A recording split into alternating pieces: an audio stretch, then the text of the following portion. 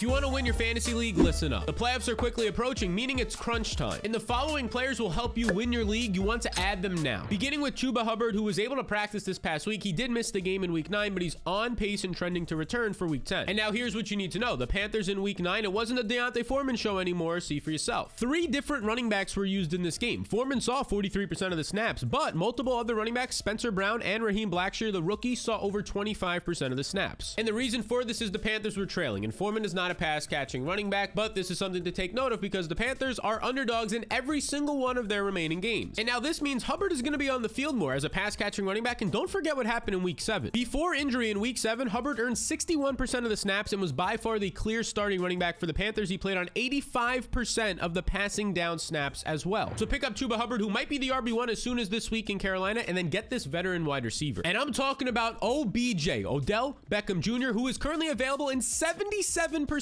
of fantasy football leagues. And according to Jay Glazer yesterday, Odell Beckham Jr. is expected to be fully cleared from his injury, his ACL, by the end of this week and could play as soon as next week. And just like last year, Odell wants to sign with a contender like he did with the Rams, which means if you're signing with a contender, you likely have a solid to great quarterback. And don't forget how solid Odell was last year, not even counting the playoffs where he was great, just the end of the season, the second half of the year, a top 22 wide receiver. And sure, there's been an injury since then, but this type of player should not be on the waivers in over 75% of leagues. Add him and this rookie wide receiver. And that would be Jahan Dotson out of Penn State, the rookie, who it's probably pretty easy to forget about him because he's missed the last couple of games with injury, but he's expected back soon, and here's why you want him. Through 4 games in his rookie career, he averages a top 24 finish in 3 of those 4 games. And very quietly, he's earned 7 deep targets in just 4 games this season. And the Commanders need him because they're not getting any help at the wide receiver 3 position with him out. You see, Cam Sims has been starting at the wide receiver 3 spot, but he's averaging just 1 reception per game. He very much so struggles to separate, which is the exact strength of Jahan Dotson. So add Dotson and this rookie running back. And that's the Pittsburgh Steelers rookie running back, the undrafted rookie running back in Jaylen Warren, who earned a season-high 9 touches for 75 yards in week 8 before his bye. And yes, the Steelers were just on the bye week, and typically after the bye week, rookies start to see more usage. There's a better game plan put in place. They kind of evaluate which rookies deserve more touches, and Warren is one of those guys. And it's really easy to give him more touches based on how well he's been producing so far. You see, Warren is top 10 this season in yards per touch, averaging nearly 6 yards per touch. And if I can see this as just a Stunad at my house right now on a laptop, you could be damn well sure that Mike Tomlin and the Pittsburgh Steelers coaches know how good this dude has been. As opposed to Najee Harris, who ranks outside the top 55 running backs in yards per touch. Barely getting 3.5 yards per touch is concerning. So the translation here is coming off of the bye week, get ahead of this and pick up Warren before his potential breakout. He's gonna get more touches. So grab him and then monitor this next backfield. It's pretty interesting. And that would be the Colts backfield. There's a lot to unpack here, and I mean a lot. Jonathan Taylor is week to week with an injury. He missed this past week. He might miss future weeks, which gave Deion Jackson the start this past week. However, Jackson was the clear RB1 in this game, playing 79% of the snaps before leaving for injury. Yes, he left this game for injury, which left just Jordan Wilkins and Phillip Lindsay in this backfield. And Jordan Wilkins, who's been on the team in the past, actually ended up seeing more usage than Phillip Lindsay. But the problem is the Colts also have Zach Moss on their roster. He was inactive this past week, but the former Bill is expected to return next week once he knows the playbook. So this is a lot to unpack, but here's your takeaway. If Taylor and Jackson miss next week, then both Zach Moss and Jordan Wilkins are worth an add in deeper leagues. And if Deion Jackson does play, if for some reason he's available on your waivers still, well, then he becomes the priority add in fantasy. Now, the Chargers rookie Isaiah Spiller is another player you should be interested in acquiring, and it'll be pretty easy to. He's available in 97% of leagues, but he's now the running back 2 behind Austin Eckler. In just his second NFL game, he took over the RB2 job, playing 13 snaps compared to just 11 for Sony Michel. But the big news here is that he saw 7 carries to just 1 for Sony Michel. And Spiller has good NFL size. He doesn't have all that much speed, but he's good in short areas with his footwork, and he had 1,000+ yards to close out his final 2 college seasons. He's clearly only going to be valuable if something happens to Austin Eckler, but at this point in the season, especially if you're an Eckler owner, it's good to have on your rosters heading into the fantasy playoffs. So grab that rookie, and then also this next rookie who is a wide receiver. You want to add Treylon Burks, who's expected to return soon, and the Titans desperately, and I mean desperately, need him. Let's discuss. So far this season, not a single Titans wide receiver across 8 games now has over 260 receiving yards across 8 games. The leader is veteran Robert Woods, who just had 0 receptions on Sunday and only has 256 yards. That's 32 yards per game, leads this team amongst the receivers. Absolutely terrible. And the easy translation here is that Treylon Burks, the exciting rookie, the first-round pick, yeah, he should probably be the guy who's going to benefit and slide into the wide receiver 1 role once he returns. And Treylon Burks' usage was increasing very nicely before injury. They were ramping him up, seeing snaps increase every single week to a season-high 67% before his week 4 injury. He led the team with 27 routes as well in week 3. So expect Burks to start immediately when he returns. That's why you want to add him. Again, he's a very dynamic, bigger receiver, especially in the red zone. They need this type of player. Get him and this next wide receiver. And that would be Isaiah McKenzie. He's somebody you want to pick up after this past week. He played a season high 66% of the snaps, well more than the rookie who was pushing him in the previous weeks, Khalil Shakur. This was 13% more than his season average, and it ended up leading to him seeing 3 targets. Womp, womp, womp. 3 targets is not great, but the underlying usage is something to take advantage of. Your league mates probably won't add him because he only had 3 targets, but that usage suggests he'll see more work. And here's a little bit of proof for you. Isaiah McKenzie, when he plays over 60% of the snaps like he did last week, in 11 career games, averages 12.5 fantasy points. That's somebody worth being on your rosters. And this is a really sneaky spot because none of your league mates will be on him because he wasn't playing well. Khalil Shakur was starting to see more work. He had a massive fumble before the bye week, didn't get much usage against the Packers, so now nobody wants him, but you know that usage is coming up. Go get him. And then you also want to add the rookie Rachaad White, who's available in 64% of leagues, and in just a few weeks might start to see major work, and let's discuss. A big reason for that is because Leonard Fournette continues to struggle. Just 62 total rushing yards, total. Overall, in the last 3 games combined is concerning. And he also just so happens to rank 62nd in running back efficiency on the ground this year. That is not good, and that is much worse than Rachaad White. And now the Bucs are set to go on their bye week in week 11, and as discussed earlier, rookies start to see more usage after the bye week, and there's some incentive to actually use Rachaad White more because Leonard Fournette has been damn awful. And very quietly, Rachaad White actually has 3 or more receptions in 5 of his last 6 games, so maybe that's something to keep in the back of your mind if you're playing in the player props market. And hey, if you're enjoying this content, be sure to subscribe for more. All right, so let's add Rachaad White, but then keep a close eye on this next backfield. And that's the Kansas City Chiefs backfield of Clyde Edwards-Helaire, Jerick McKinnon, and the rookie Isaiah Pacheco, this 3-headed monster. You see, on Sunday night, the Chiefs ran 101 plays and threw 68 times. This ended up leading to Jerick McKinnon, the main passing down back, seeing a season-high 62% of the snaps. But I do have some breaking news. It's unlikely the Chiefs throw 68 times again this year, which means McKinnon's probably going to drop back down to his 30 to 40% of the snaps role. And the player who will benefit most from this is the rookie Isaiah Pacheco, who's available in 69% of leagues and continues to outsnap the veteran in Clyde Edwards-Helaire. You see, since being named the quote-unquote starter in week 8, he leads this backfield in carries and early down usage. And the Chiefs are favorites in every single one of their remaining games, meaning that he should start to see more work on the ground and touchdown upside. Add him. And add the rookie who's coming off of his bye week in Wan'Dale Robinson, so some people might forget about him. He's seen his snaps now increase every single week. Week 1, he ended up getting hurt, just 13% of the snaps. Then when he's returned since then, snaps increasing all the way up to a season high and career high 69% before the bye week. Now, there is one major issue here, and it's that Wan'Dale is not seeing any work downfield so far, which leads to less upside. And here's your proof. On his 16 targets this season, 0 of them have been deep targets of 15 plus yards. Again, this can change though after the bye week. Maybe they start to incorporate him more downfield. And because of that mystery of what happens after the bye week, it makes Wan'Dale an add this week, and so is this next veteran. We've talked about this man before, and we're going to talk about him again. Go stash Donovan Peoples-Jones, who also is coming off of the bye week. Right before his bye week, he had a good game. He had 81 receiving yards on 4 targets. He scores 12 points. This was the 4th time out of his last 5 games that he's gone over 11 fantasy points, which is at worst a quality flex play in your leagues. But it'll get even better for him because we're just a couple of weeks away from his quarterback and Deshaun Watson returning. And there's a chance Donovan Peoples-Jones ends up being the new Will Fuller for Deshaun Watson. They're not the exact same type of receiver, but they have the same role in terms of winning downfield. So grab Donovan Peoples-Jones and then this next player who is currently and quietly breaking out. And that would be Terrace Marshall Jr., who ended up finding the end zone for the first time in his career this past week. He put up over 14 fantasy points, now scoring flex-worthy points in back-to-back weeks, 13.5 points on 15 targets these last 2 games. And Marshall's available in 94% of leagues. The 2nd-round pick from just a year ago is quietly breaking out. And he's a major red zone weapon. He had 23 touchdowns his final 2 seasons in college. So just don't hold his rookie season against him. He was dealing with 3 different injuries and Sam Darnold as his quarterback. And not only should you add him, but you should also buy him on Mojo, the stock market for sports. This is Terrace Marshall's stock right now on Mojo. He's up 138% over the last month, but in my opinion, this is only going to continue, and here's why. Marshall's current stock price is just $1.86 per share, but the average wide receiver in the Mojo market is $9.83 per share. So here's what this means. If Terrace Marshall just becomes an average wide receiver in this league, he's going to 5x for you. 5x meaning 5 times your return on investment that you put in for him. That is fantastic. That's if he just becomes an average wide receiver, which these last 2 weeks he's been well above average. And like I said earlier, don't hold his rookie year against him. This is technically his new rookie year. A brand new coach, not Matt Rule, not Sam Darnold back there, and he's finally healthy. So go buy him on Mojo before his price increases even more with the link in the description below. And you also want to grab the rookie in Kyren Williams, who practiced this past week, and he's set to return in week 10. Now here's what you need to know. This Rams backfield is still a mess. 3 running backs saw at least 20% of the snaps in week 9, and none of them Cam played 50% of the snaps. Cam Akers returned, and he basically saw 20% and not much work. And now here's the honest truth. Kyren Williams might just end up being another part of this 20 or 30% snaps in a messy backfield on an offense that doesn't look that great. But there's also a chance the rookie earns more work because it's not that hard to, and let me explain. You see, this backfield isn't great. They clearly don't trust Darrell Henderson, otherwise he'd be getting more snaps right now. Malcolm Brown is an older running back that at best can take away a couple of goal line touches, if that, no real burst,